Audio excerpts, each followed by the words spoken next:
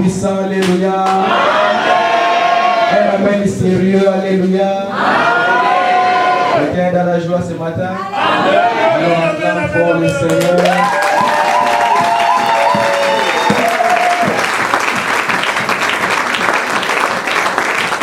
Amen. Je remercie l'homme de Dieu, le bishop, asseyez-vous s'il vous plaît. Je remercie l'homme de Dieu, le bishop, pour la confiance qu'il renouvelle encore en moi aujourd'hui ce matin pour vous parler de la part de Dieu. Et j'aimerais d'entrée de jeu vous dire que cette maison, c'est ma maison. C'est la première église qui m'a reçu en France.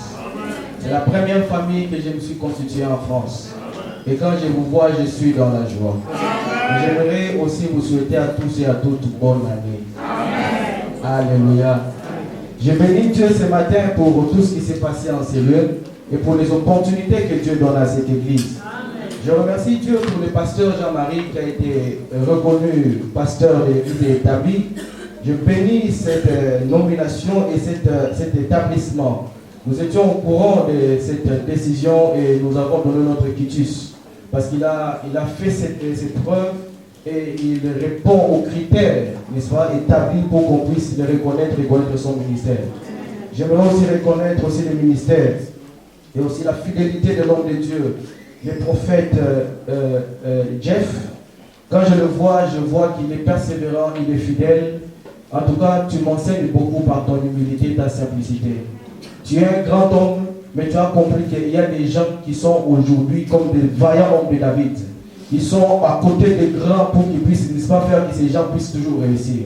Et c'est là où Dieu va encore t'élever puissamment. Je bénis ta fidélité, continue comme ça. Je bénis tous les hommes et les femmes de Dieu que je rencontre et que je trouve au nom de Jésus. Avant de commencer, j'aimerais juste vous présenter quelqu'un. Vous savez, j'ai un grand témoignage. Je suis venu ici, vous m'avez vu, j'étais sans papier. Ce n'est pas un secret. Et aujourd'hui, Dieu a payé ma fidélité. J'aimerais conseiller à quelqu'un de conserver la fidélité. Vous savez, la fidélité, ça paye. Et je vous ai dit que j'étais marié. Même s'il y avait parfois des faux prophétesses qui sont venus dire au bishop, non, je vois comme le pasteur là, comme il a besoin d'une femme. Non, le bishop, non, lui il est marié. J'attendais mon épouse et mes enfants. Et j'ai continué à garder la foi, j'ai continué à prier, à marcher dans la crainte de Dieu. Et aujourd'hui, j'ai le plaisir de vous montrer mon épouse qui est arrivée. Chérie, lève-toi s'il te plaît.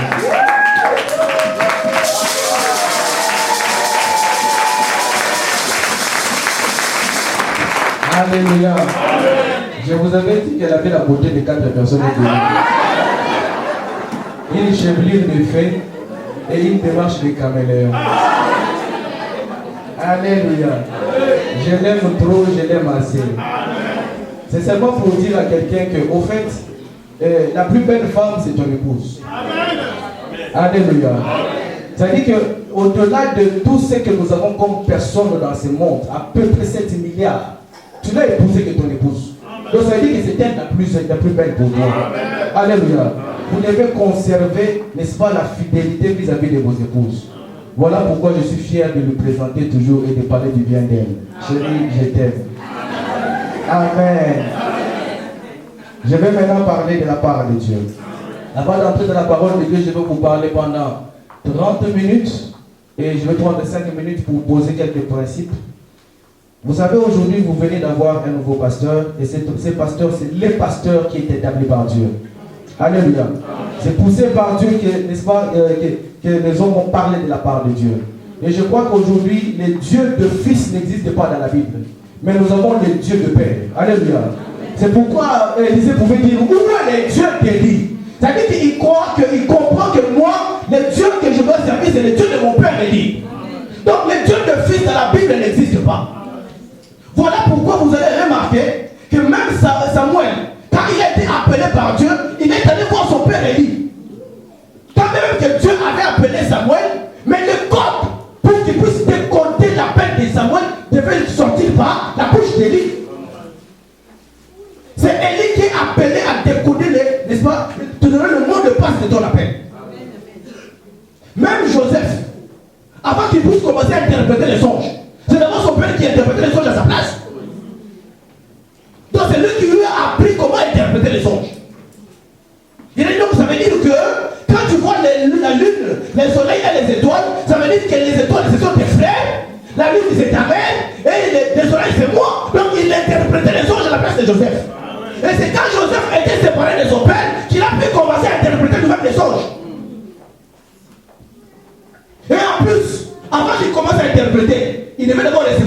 de son Père.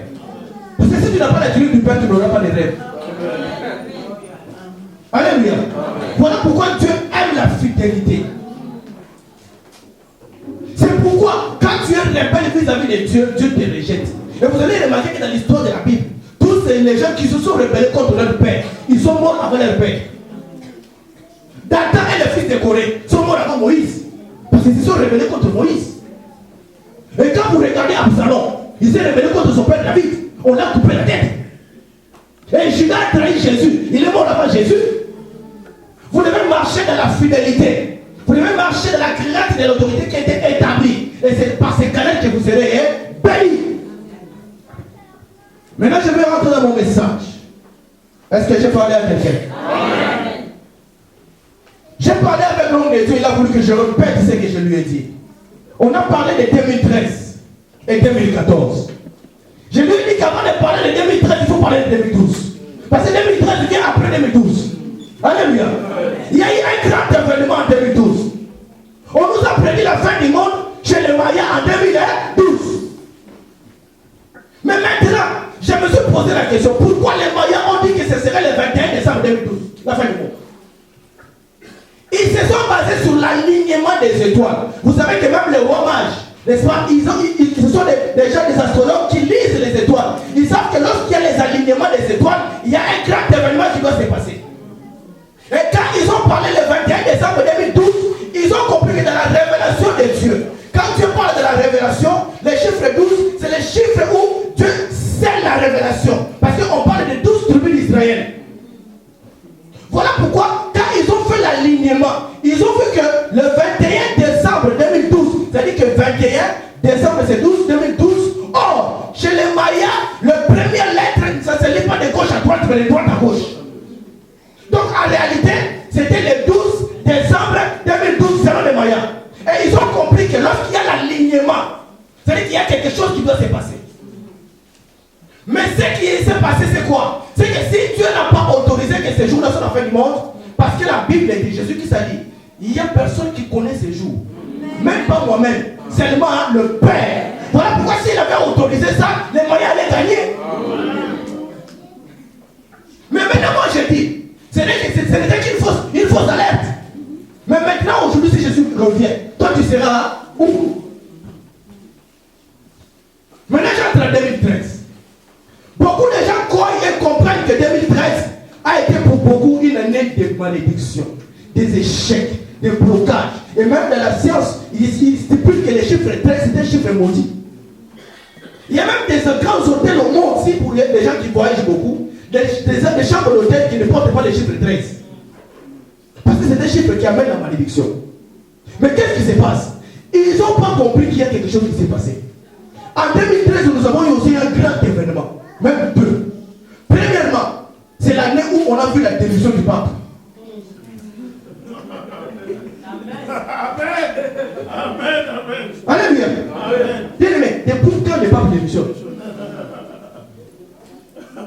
Maintenant, ils n'ont pas compris l'essence prophétique. C'était quoi? Le diable n'a jamais rien créé. Le diable ne fait que copier ce que Dieu a fait. Voilà pourquoi Jésus dit c'est quand il est venu dans le monde. Il devait maintenant sauver le monde par les sacrifices comme souverain sacrificateur. Or, on ne peut pas avoir des sacrificateurs dans une année. Mais à l'époque de Jésus, quand il était venu, pour qu'il puisse se donner comme sacrifice, la Bible dit qu'il y avait déjà un sacrificateur qui existait. Caïphe. Voilà pourquoi, quand Jésus a compris que je ne peux pas régner tant que Caïphe est vivant, tant que Caïphe est encore en train de régner, Jésus est venu se présenter devant Caïphe. Et quand il s'est présenté devant Caïphe, Caïphe a posé la question à Jésus. Es-tu le Christ, le Fils du Dieu vivant? Jésus lui a dit, tu l'as dit. Caïphe s'est mis debout, il a déchiré ses vêtements. Bien aimé, or la Bible dit, un sacrificateur, on ne peut pas voir sa nudité. Donc quand il déchirait ses vêtements, c'est comme s'il démissionnait. Il n'avait plus droit à exercer comme sacrificateur. Donc comme il avait démissionné, Jésus venait d'être investi comme souverain sacrificateur. Voilà pourquoi il était maintenant digne d'aller entrer dans les temples. C'est comme ça qu'il a coupé le monde en deux parties. Parce qu'il était venu maintenant comme souverain sacrificateur établi. Et quand Jésus a été investi, c'est là qu'il a donné maintenant les sacrifices. Parce qu'il étaient maintenant dans le droit d'entrer dans les temples, une fois par an. Et c'est ce qui s'est passé avec les papes. Dieu a compris que maintenant nous sommes dans le Matthieu 24, les temps de la fin, où maintenant nous devons maintenant introniser l'Antichrist avec la marque de la bête. Voilà pourquoi, pour qu'on puisse investir l'Antichrist, il fallait aussi qu'il y ait un autre sacrificateur qui démissionne pour qu'il y ait l'Antichrist et puisse entrer. Voilà pourquoi le pape a démissionné. Pour investir l'Antichrist, pour copier comment Jésus était investi comme souverain sacrificateur. Or, quand Jésus était investi, il y a eu deux grands événements qui se sont passés. Premièrement, la résurrection. Deuxièmement, le Saint-Esprit qui est descendu à la Pentecôte. C'est pourquoi quand nous avons vu le pape être investi, vous allez remarquer que lorsqu'il a démissionné, ça a pris du temps pour qu'on puisse élire le nouveau pape. Maintenant, je vous pose la question. Pourquoi son élection est venue seulement le 13 mars 2013 13 mars 2013. Donc nous avons, premièrement, 13 mars, le troisième mois de l'année. Or, quand je vous parle de 3, ça veut dire la Trinité, le Père, le Fils et le Saint-Esprit, et 2013. C'est-à-dire que c'était une année où il voulait, l'Antichrist voulait prendre en otage la divinité de Dieu. Voilà pourquoi beaucoup d'enfants de Dieu ont vu les malédictions, des échecs, des blocages, des soucis dans 2013 parce qu'ils ont été persécutés par l'implantation de l'Antichrist. Et quand maintenant il est arrivé, lui aussi il devait libérer son Saint-Esprit. Le Saint-Esprit, c'est le sceau que Dieu nous donne. Voilà pourquoi, quand l'Antichrist est arrivé, bien aimé, regardez bien, 10 jours après qu'on ait élu le pape, on a aussi inauguré, n'est-ce pas, la puce électronique aux États-Unis. 10 jours après. Or, quand Jésus-Christ est remonté vers le Père, 10 jours après, le Saint-Esprit est descendu. Alléluia. Est-ce que je parle à quelqu'un? Ça veut dire que lui aussi devait libérer son Saint-Esprit. Son Saint-Esprit, c'était quoi? La marque de la bête. Où Matthieu 24 nous dit, personne ne peut ni acheter, ni vendre sans avoir la marque. Et la puce électronique a été essayée pour la première fois, 10 jours après le 13 mars. Allez vérifier les informations. Et maintenant, comme c'est arrivé, quand le Saint-Esprit est arrivé, il s'est passé quelque chose. Il a libéré les dons du Saint-Esprit. Les gens ont commencé à parler en langue. Ils ont commencé à avoir des visions. Ils ont commencé à prophétiser. Voilà maintenant pour soutenir maintenant le ministère de l'Antichrist. Lui aussi devait avoir des lois. Il devait aussi avoir des dons qui devaient accompagner son ministère. Voilà pourquoi on a commencé à adopter les mariages homosexuels pour soutenir l'Antichrist en 2013. Où les hommes peuvent maintenant se marier avec les hommes. Des choses qui étaient abominables, qu'on ne voulait même pas sentir. Aujourd'hui, on commence à l'autoriser même dans les mairies. My God! Où va le monde? Comme si cela ne suffisait pas. En Allemagne, ils sont en train d'adopter la loi sur la zoophilie. Oui, tu es tellement content, tu aimes tellement ton chien, tu veux l'épouser, tu l'épouses.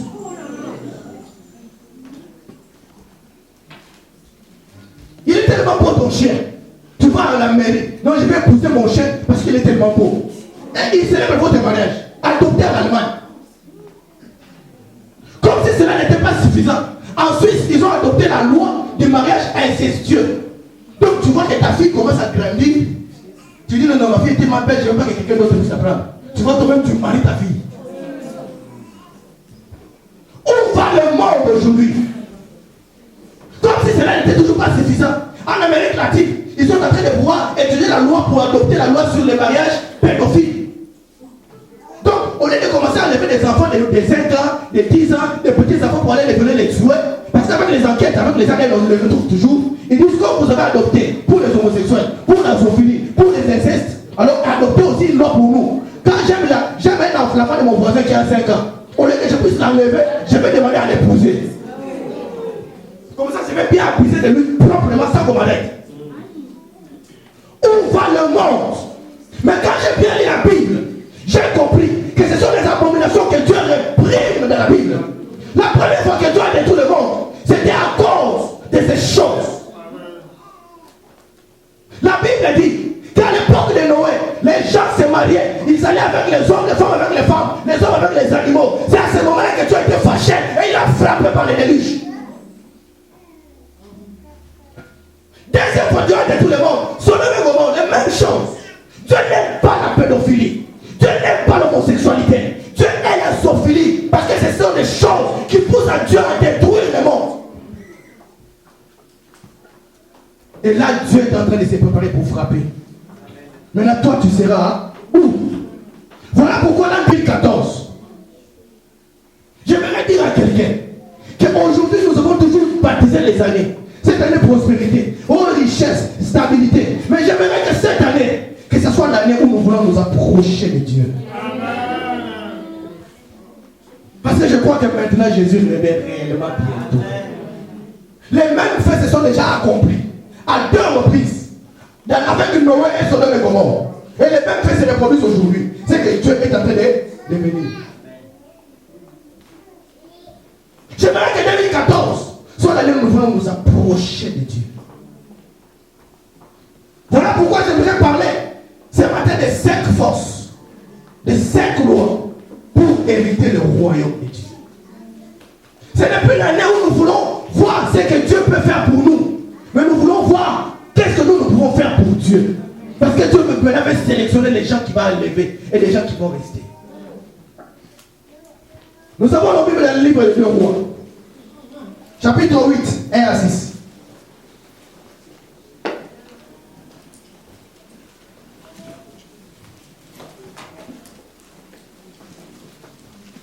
Si tu trouves, tu dis Amen et tu te mets debout si tu le veux. Pour le respect de la parole de Dieu.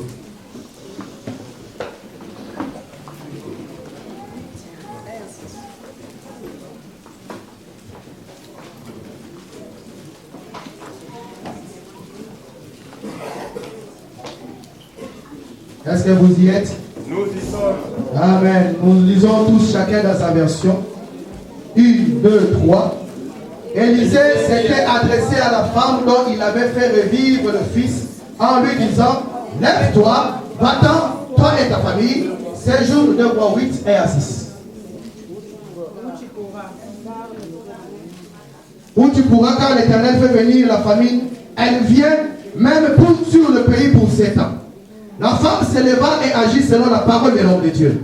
Elle s'en alla ainsi que sa famille. Elle séjourna 7 années au pays de Philistins. Au bout de 7 ans, la femme revint du pays de Philistins et s'en alla demander le secours du roi au sujet de sa maison et de son champ.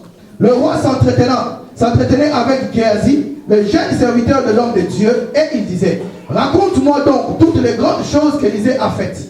Pendant qu'il racontait au roi comment Élisée avait rendu la vie aux morts, la femme dont il avait fait revivre le fils vint demander au secours le roi au sujet de sa maison et de son champ. Géasi dit: mon seigneur le roi, voici la femme et voici son fils qu'Élisée a fait revivre. Le roi interrogea la femme et lui raconta tout. Puis le roi lui donna un chambellan auquel il dit: fais restituer tout ce qui appartient à cette femme avec tous les revenus des champs depuis le jour où elle a quitté le pays jusqu'à maintenant. Acclame le Seigneur et assis-toi. Alléluia. Bien aimé, je vais vous parler de cette histoire. C'est l'histoire de la Sunamite. Et j'aime bien pourquoi Dieu, dans cette parole, il a seulement parlé de la Sunamite. On n'a pas mis son nom. Pourquoi Dieu n'a pas mis son nom? Parce que chacun de vous doit mettre son nom. Et cette femme, dans 2 Rois, chapitre 4, à partir du verset 8, la Bible dit que cette femme, elle était chez elle avec son mari, et chaque matin, la Bible dit qu'elle voyait passer un saint homme de Dieu.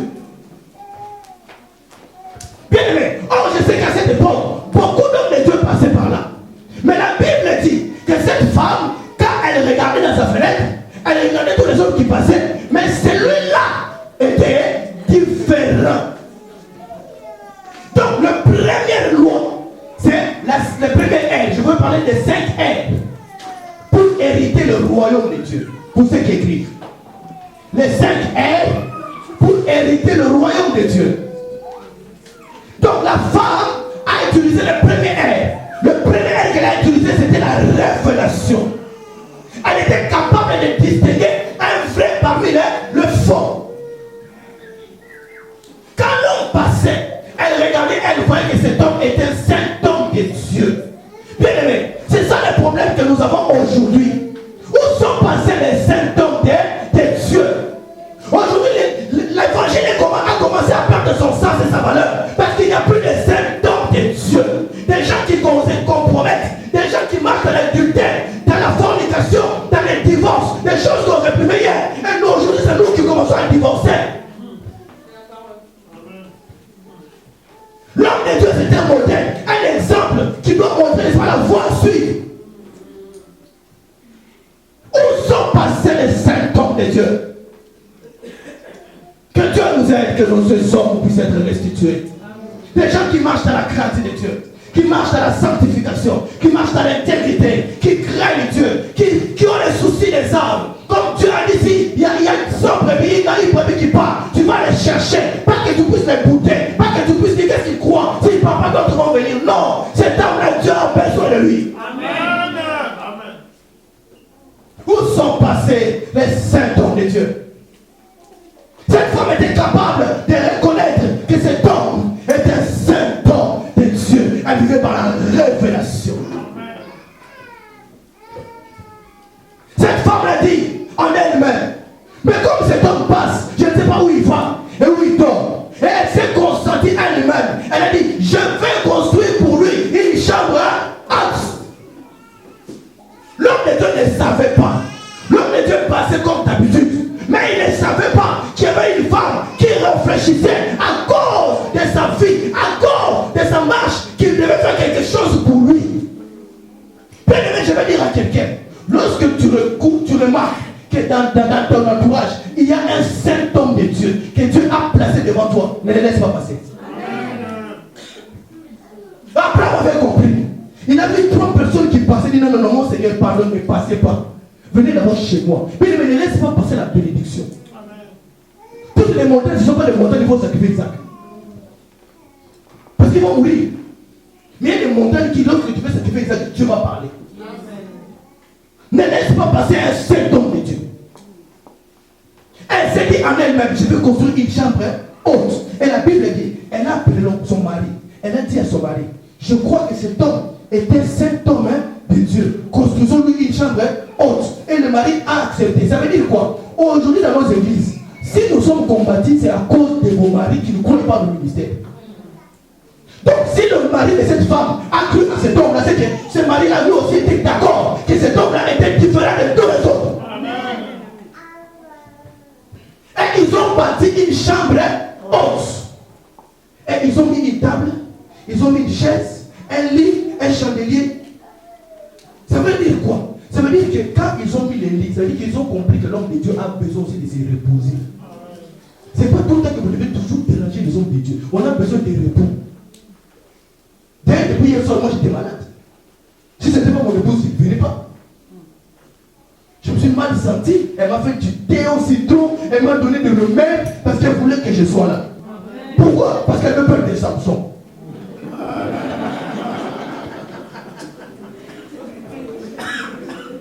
Alléluia. Donc tu vois que quand tu remarques qu'il y a un seul homme de Dieu, il faut éviter les problèmes avec lui. Parce que Dieu va combattre pour lui. Samson c'était. Alléluia. Non, c'est pas pour vous dire que Samson c'est maman mamie. Elle, depuis que je suis ici, chaque fois qu'elle va à Kinshasa, elle rencontrait mon épouse. Ils se connaissaient déjà depuis qu'ils étaient ensemble. Et même des fois, ils ont même tapé les graisses. Merci beaucoup. Alléluia. Ce sont des grands amis. Que Dieu vous bénisse. Amen. Et cette femme a construit une chambre haute. Et lorsqu'elle a construit la chambre haute, elle a mis toutes ses ustensiles dedans. C'est-à-dire que vous devez respecter le repos de l'homme de Dieu. Et même si vous voyez qu'il travaille beaucoup, vous arrangez. Dites, on doit organiser un voyage que l'homme de Dieu aille se reposer. Papa, tu veux aller où? Oh, à qui? Ou aux États-Unis? Ou je ne sais pas. Papa, va te reposer avec maman. On a besoin que vous puissiez être bien. Mais la Bible dit, quand Moïse avait les mains levées, c'est Israël qui avait la victoire. C'est-à-dire que les jours où lui, ses mains vont se baisser, vous allez avoir des chèques. Vous devez toujours les soutenir pour que vos vies soient aillent de l'avant. Alléluia. Et quand elle a bâti cette maison, la Bible dit que l'homme de Dieu venait habiter. Et quand elle a dormi là-bas, l'homme de Dieu a posé la question à son serviteur. Mais qu'est-ce qu'on peut faire pour cette femme? Bien aimé, il faut apprendre à toucher le cœur de l'homme de Dieu. Il va chercher à parler des choses sur ta vie. Qu'est-ce que je peux faire pour cette femme? Et la Bible dit, le serviteur a dit, mais j'ai remarqué qu'elle a une grande maison, elle a les capacités, parce que si elle était capable de construire une autre maison au-dessus, c'est qu'elle avait les moyens. Elle était notable. Si elle avait la capacité d'aller voir le roi sans audience, c'est qu'elle était notable. Elle était respectée. Mais malgré ta notabilité, malgré tout ce que tu avais, mais il manquait quelque chose qui ne peut venir que de Dieu. Mais tu peux acheter les habits, mais tu n'achèteras jamais les enfants. Tu peux acheter le mariage, mais tu n'achèteras jamais le bonheur.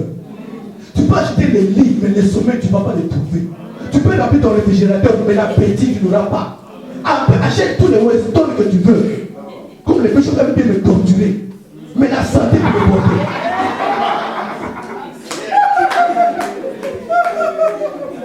Amen. Amen.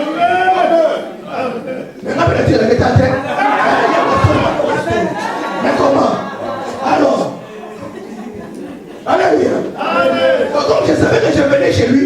On a pris les temps avec mon épouse de choisir les amis. Moi j'ai choisi la veste que j'ai cherché. Mon épouse a choisi la chemise et la cravate. Alléluia. Et la Bible dit que l'homme de Dieu a dit, elle manque un enfant.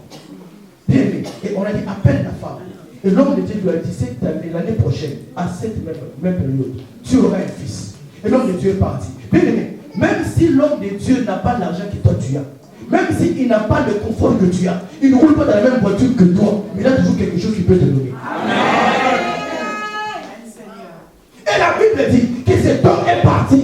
Et l'année prochaine, cette femme a eu un enfant. Et qu'est-ce qui s'est passé? Quelques temps après, l'enfant a grandi et il a commencé à faire la fière. Son père l'a renvoyé vers sa maman. Et sa maman est venue prendre l'enfant et l'enfant est venu mourir dans les pieds de sa maman. Comme ce n'est pas mon message, je ne vais pas ouvrir ça. Il y a beaucoup de choses là-dedans. Mais qu'est-ce qui s'est passé? La femme a demandé, n'est-ce pas, un chariot à son mari. Donne-moi un serviteur et un chariot. Ce mari lui demande, mais qu'est-ce qu'il y a? Il y a un problème. Elle dit non, tout va bien. Mais arrêtez de dire vos problèmes à n'importe qui. Mais qui t'a dit que la personne que tu te confies, il est d'accord avec toi? Qui t'a dit qu'il t'aime? Qui t'a dit qu'il aime ton élévation? Qui t'a dit qu'il aime ta bénédiction? Ne partage pas tes problèmes avec n'importe qui. Elle savait d'où elle avait eu cet enfant. Il dit que la chose où tu as reçu une chose, là où tu peux aller réclamer la même chose. Si tu as une voiture Mercedes, tu as une panne, tu vas rentrer chez le concessionnaire Mercedes, il y a des pièces de rechange.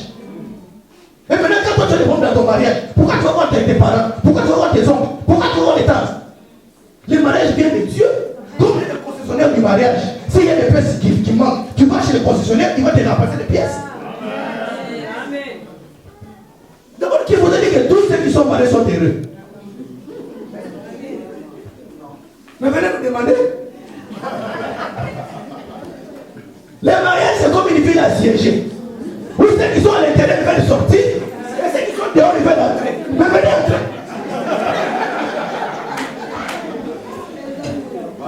Alléluia. Amen. Alléluia. La Bible dit, elle a dit à son mari, tout va bien. Parce qu'elle savait que son mari ne pouvait rien résoudre par rapport à la situation. Et elle est allée voir l'homme de Dieu. Et quand l'homme de Dieu l'a vu de lui, il a envoyé son serviteur avec son bâton. Comme pour dire, j'ai l'autorité de mon maître. Alléluia. Tu peux avoir l'autorité. C'est ce qui tourmente beaucoup de gens. Tu donnes une portion de responsabilité, une portion de pouvoir, une portion de trucs. Il croit qu'il est devenu au-dessus de toi. Non, tu peux avoir l'autorité, mais pas l'alliance. Amen. Amen. Amen. Dieu ne te connaît pas. Parce qu'on te dit, non, tu vas commencer à prêcher. Tu vas commencer à diriger. Tu vas commencer à faire ceci. Tu crois que tu es devenu au-dessus du maître. Ah bon? Il est venu avec le bâton, l'image de l'autorité. Non, voilà, j'ai reçu l'autorité. Il dit, même si tu as reçu l'autorité, mais tout va bien. Parce que tu n'as pas la solution à mon problème. Tu n'as pas l'alliance. Il y a des domaines qui demandent seulement l'alliance. Bien aimé, quand elle est arrivée, elle a dit à l'homme de Dieu, le serviteur de l'homme de Dieu qui a dit, il dit, tout va bien. Et elle est allée devant l'homme de Dieu. Quand elle arrive devant l'homme de Dieu, celui qui a l'alliance, celui que Dieu connaît, celui avec qui tu as commencé à péter avant toi. Elle s'est fait quoi? Elle s'est agenouillée. Mon Seigneur, est-ce que j'ai demandé cet enfant? Bien aimé, écoutez la parole de l'homme de Dieu. Elle dit, va, et je vais venir. Elle dit, non Seigneur, je ne partirai pas tant que tu n'es pas avec moi. Bien aimé, tu ne peux réclamer des choses à l'homme de Dieu seulement si tu sais l'honorer. La loi de l'honneur. Les personnes que tu apprends à honorer, n'est-ce pas, déterminent les degrés de bénédiction que tu as. La Bible dit, honore ton père et ta mère si tu veux vivre longtemps et être heureux. Il y a des personnes que vous devez apprendre à honorer. Et à l'église, nous n'avons pas seulement que des parents, nous avons aussi des aînés, vous devez apprendre à les respecter.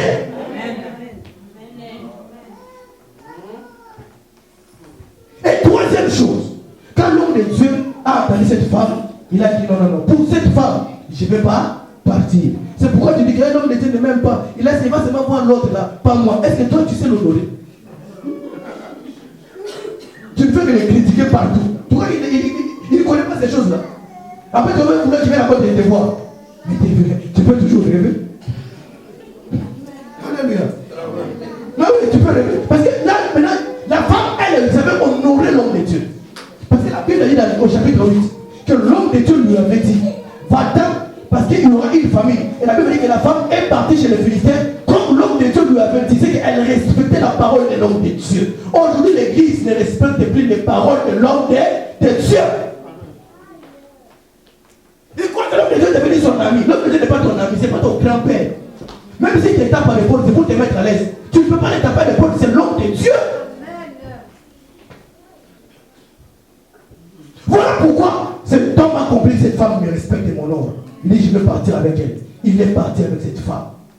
Et quand il est arrivé là-bas, la Bible dit, il n'est pas allé voir l'enfant sur le lit de cette femme-là, non. Il n'est pas allé voir cet enfant-là sur le lit de cet enfant, non. Mais il est allé voir cet enfant était couché sur son lit à lui, qu'on avait construit pour lui, qu'on avait établi pour lui. On l'a mis dans la chambre haute. Mais bien aimé, maintenant je te pose la question. Maintenant, si toi tu ne construis pas la chambre haute pour Dieu ou pour l'homme de Dieu, le jour où tu auras ton problème, tu vas l'amener où? Les choses que tu fais pour Dieu, c'est la même chose qui va constituer les miracles pour ta vie. Ce sera le point de contact pour ta solution, le point de contact pour ta résurrection. Voilà pourquoi, quand la femme a ramené l'enfant sur le lit qu'elle a elle-même construit pour l'homme de Dieu, qu'elle a vécu le deuxième ère, la résurrection. Bien aimé, quand tu respectes la première ère, tu vivras nécessairement le deuxième ère. Parce que tu vas honorer l'homme de Dieu. Tu vas honorer Dieu au travers de son serviteur. Et quand tu vivras un problème, c'est cette chose qui va constituer ton miracle à ton problème. La femme, comme elle avait honoré l'homme de Dieu, l'homme de Dieu a trouvé l'enfant sur son propre lit. La Bible dit qu'il est monté sur cet enfant. Il a dormi sur lui. Nous dormons. Et la Bible dit l'enfant a repris la vie. La résurrection. Bien aimé, je prophétise que tout ce qui était mort en 2013 sera ressuscité en 2014. Au nom de Jésus. Tous les mariages qui étaient foutus en 2013 seront restaurés en 2014. Au nom de Jésus. Toutes les personnes qui ont échoué en 2013 vont réussir en 2014. Au nom de Jésus. Acclame le Seigneur.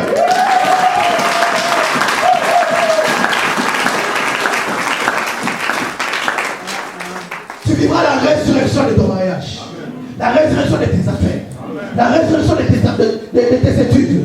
La résurrection de ton commerce. La résurrection de ton projet. La résurrection de ton foyer. La résurrection de tes enfants. La résurrection de tes business. La résurrection de ton avenir.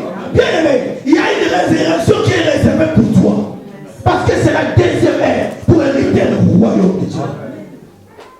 Nous sommes dans ce monde, mais nous ne sommes pas de ce monde. Nous sommes des citoyens du ciel, mais vivant sur la terre. Bien aimé, quand un homme est dans un pays étranger, quand il y a la guerre dans ce pays, l'ambassade les récupère et les rapatrie dans son pays d'origine. Bientôt nous serons rapatriés. Parce que maintenant l'épouse et l'esprit vont dire, viens. Parce qu'il y a la guerre. Parce qu'il y a les troubles. Mais on va être restitués dans notre pays. Mais maintenant, est-ce que toi tu as le visa pour entrer? Est-ce que tu as le visa pour y entrer? Parce que dans 2 Rois 4, verset 1, la Bible dit ceci. On parle de la femme qui a été la femme l'épouse d'un serviteur de Dieu qui était mort pauvre. Vous savez pourquoi? Parce qu'elle a dit à l'homme de Dieu, mon mari, ton serviteur, était un homme de Dieu qui craignait Dieu. Mais il est mort, il nous a laissé avec beaucoup de dettes. Je me suis posé une question. Comment un homme de Dieu qui craint Dieu peut-il mourir pauvre?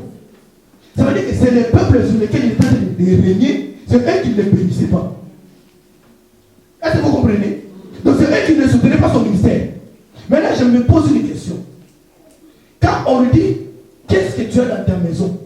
Elle a dit, je n'ai rien. parce que mon mari, il a laissé que les dettes. Mais tout ce que j'ai à la maison, c'est un peu d'huile. J'aimerais dire à quelqu'un, même si cet homme était pauvre, il n'a rien laissé à sa famille, il doit laisser quand même un peu d'huile. Bien aimé, fais que tes enfants connaissent Jésus. C'est le seul héritage que tu peux les laisser.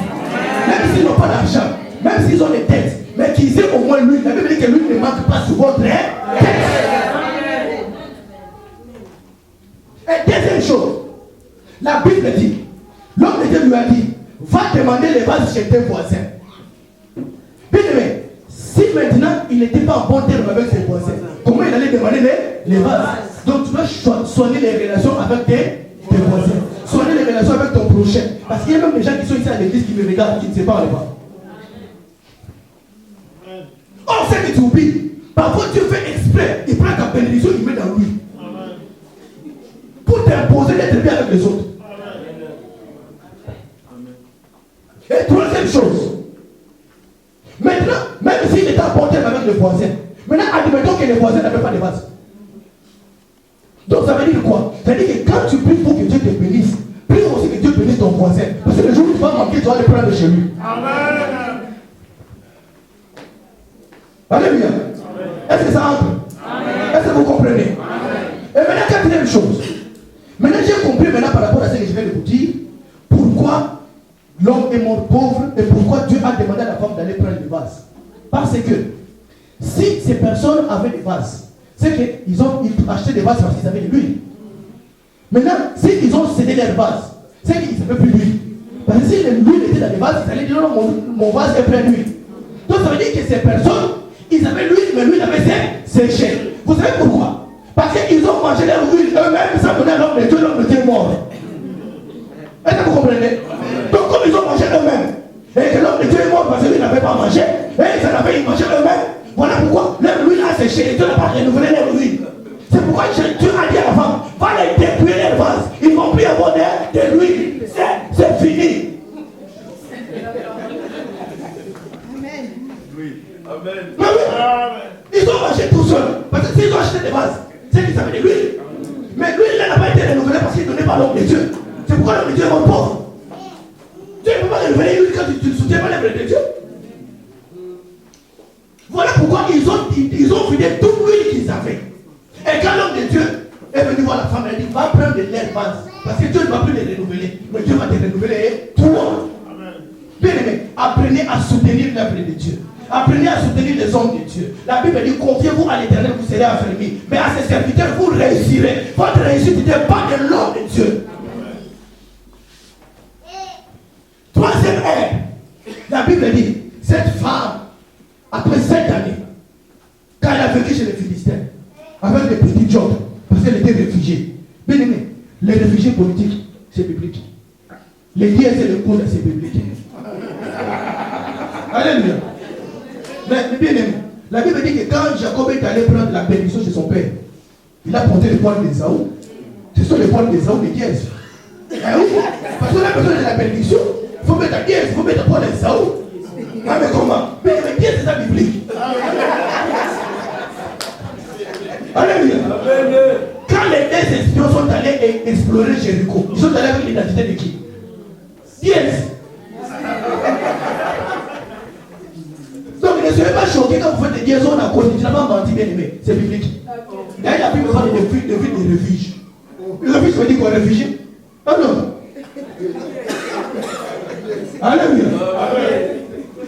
Donc, bref, c'est pour que vous puissiez comprendre que ces choses sont bibliques. Troisième ère, la femme est rentrée 7 années après, où elle a demandé les dièses, elle a demandé le refuge, elle a fait des petits jobs, elle qui était notable, mais elle a commencé à garder les femmes, les enfants dans la garderie, elle a commencé à faire les plonges, elle a commencé à faire les sécurités, c'est tout ce qu'il y a ici qu'on fait. Bien aimé, on doit arrêter ces choses-là. 2015, c'est pas comme tu as dit, l'établissement, on doit acheter, on doit être des patrons, on doit engager les blancs comme le chauffeur. Amen.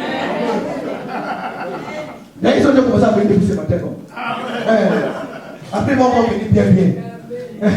Année de connexion. Alors, la Bible dit, elle est retournée voir le roi pour lui demander les biens mal acquis. Vous savez, quand tu abandonnes tes biens, il y a toujours des cadeaux qui viennent de remplacer et récupérer tes biens. Maintenant, elle vient maintenant pour demander les biens mal acquis. Des choses qu'elle avait laissées. son champ et sa maison. Et la Bible dit, le roi, quand elle était en train de venir pour voir le roi à ce même moment, demandait aux serviteurs de l'homme de Dieu de lui raconter tout ce que l'homme de Dieu avait fait. C'est à ce moment-là, quand elle était en train de venir, que l'homme de Dieu était en train de raconter au roi tout ce que son maître avait fait. Il lui racontait, tu sais, le roi, en tout cas cet homme Élisée, il était puissant. Il était en train de faire des choses incroyables. D'ailleurs, une fois, il était allé voir une femme tsunamite qui n'avait pas d'enfant. Il lui a donné l'enfant. Et un jour, l'enfant était mort. Et après, la femme est venue voir l'homme de Dieu. Il est rentré chez elle. Il est monté son enfant. Et quand il est monté son enfant, l'enfant est revenu à la vie. Et l'enfant était maintenant vivant, debout en train de parler de louer Dieu. Et le roi disait, ah bon? Quand le roi disait, ah bon? La femme aussi, entrez. My God. Et quand la femme entrait, l'homme de Dieu qui est dit, regarde le roi et dit, oh mon Seigneur le roi, voici la femme. Mon Seigneur le roi, voici la femme. Mon Seigneur le roi, voici la femme. Bien aimé, ce matin, Dieu m'a montré quelqu'un ce matin. Il dira, voici l'homme, voici la femme. Quelqu'un en a train de parler. Ça veut dire quoi? On ne va plus parler des promesses, on va parler maintenant des témoignages vivants. Oh, je sais que Dieu est béni. Non, maintenant Dieu m'a béni. Mon épouse est là. On le voit.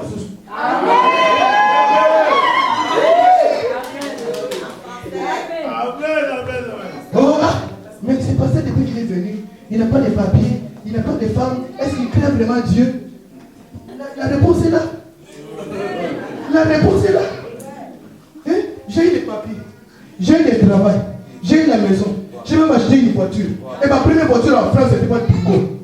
C'était Mercedes, c'est ça. Et pour bien, elle est là dehors. Quand tu sors la plus belle là, c'est la mienne. Alléluia. Et la femme vient et dit à l'homme de Dieu, l'homme de Dieu, voici la femme. Mais le roi était tellement ébloui par les révélations qu'on parlait de cette femme. Et quand la femme est arrivée, ça a contradit que, comme l'homme de Dieu a dit, ce sont les opportunités. Tu vas aller voir le roi pour la faveur. Dieu va déjà créer une histoire où le roi sera déjà content de te voir avant même de te voir. Il aura déjà des révélations sur toi. Voilà pourquoi il faut avoir des histoires avec Dieu, des histoires avec l'homme de Dieu. Comme ça, les jours où tu iras vers Dieu, lui sera en train de parler de Dieu de toi. Et quand tu vas commencer à prier, tu vas dire, ah, voici la femme. Vous devez apprendre à toucher les hommes de Dieu. Pour qu'ils puissent avoir une histoire. Qu'ils puissent raconter ton histoire. Alléluia. Et à force de raconter ton histoire, tu auras un témoignage. Et quand tu viendras pour demander un service, ah, c'est là pour toi. Mais tu seras déjà favorable, on va déjà te donner ce que tu demandes avant même de demander. Faites du bien aux autres. Faites du bien à l'église. Faites du bien. Parce que la Bible dit, jette ton père. Parce que tu ne sais pas à quel moment tu vas les récupérer.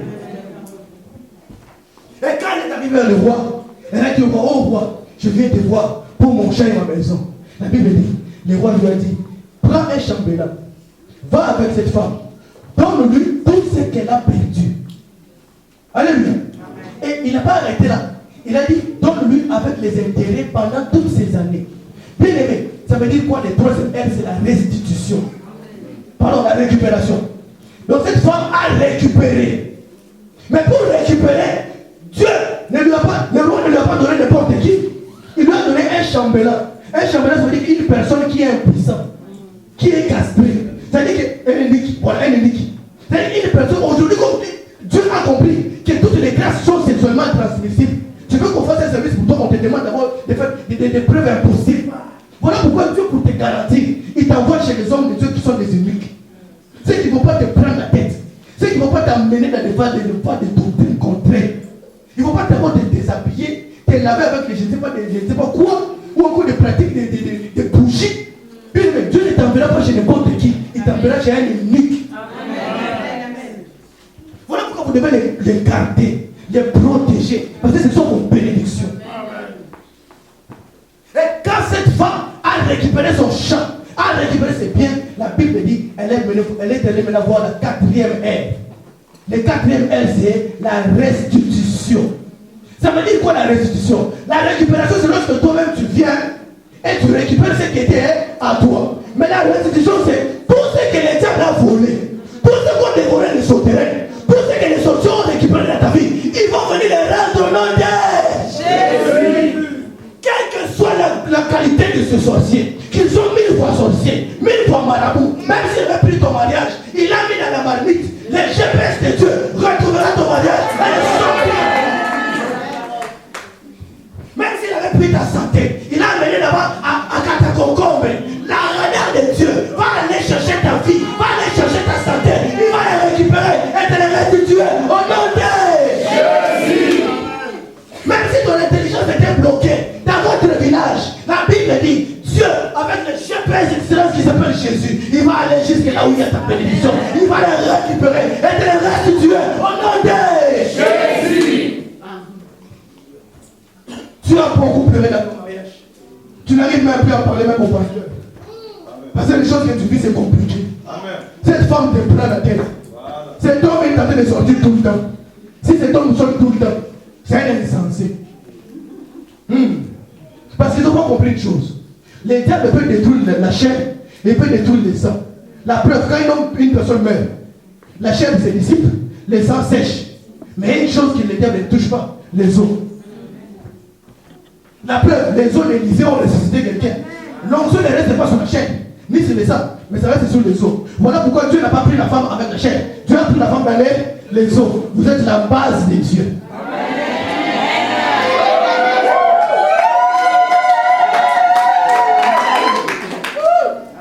Vous êtes la base de l'onction. L'onction demeure sur vous. Donc si tu bloques là, lui aussi tombe. Alléluia. Vous n'avez pas vu que mon épouse a dit, chérie, on doit se faire partir. Vous n'avez pas vu que je suis guéri. Est-ce que j'ai mis le médicament? Parce que c'est maladie. Alors je vais conclure. Maintenant, le cinquième R, c'est la rétroactivité des effets. Bien aimé, quand elle a récupéré ses biens, les cadeaux sont passés. Ils ont déjà tout détruit. Ils ont mis les saletés sur les murs. Ils ont sali les piscines. Maintenant, ils devaient maintenant faire les rafraîchissements.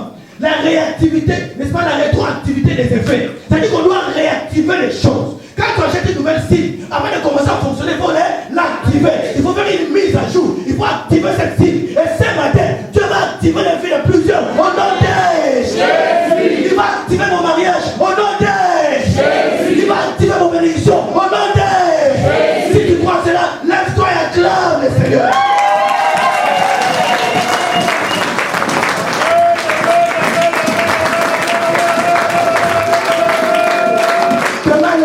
Remercier le Seigneur. Tu vas dire, Seigneur, je vais vivre sous les 5 R. Je vais vivre sous la révélation, la résurrection, la récupération, la restitution et la rétroactivité des effets. Bénis Dieu pour ce message et demande-lui que tu puisses vivre sous ces 5 révélations. Moïse a donné 5 livres de la loi pour parler de la Torah. Et Jésus-Christ a parlé des 5 grâces, les 5 dons qui sont les 5 ministères. Et Dieu a dit, vous devez marcher sous les 5 lois. La révélation, la restitution, la résurrection, la récupération et la rétroactivité des effets. Lève ses mains et commence à bénir Dieu. Demande à Dieu que ces 5 R se manifestent dans ta vie. C'est ça la main puissante de Dieu. C'est cette main qui va te conduire en 2014. C'est cette main qui va t'ouvrir les portes. C'est cette main qui va te consoler. C'est cette main qui va essuyer les larmes de tes yeux. C'est cette main qui va t'élever. C'est cette main qui va te pousser vers l'avant. C'est cette main qui va te booster. Bien-aimé, prie et demande que Dieu te donne de vivre sous ces 5 R dans le nom de Jésus. Where is the Lord?